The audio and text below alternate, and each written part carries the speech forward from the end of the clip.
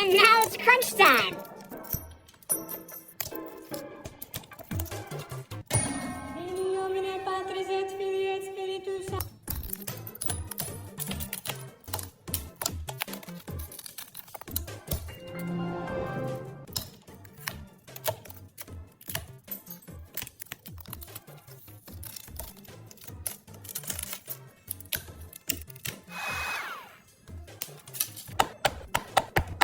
And we'll stick it in for round 2.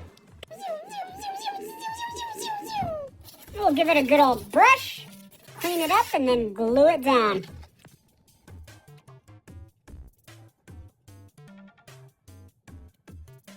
And there we go. Now we just put it in our specialized clamp to ensure an airtight seal. And it's as good as new.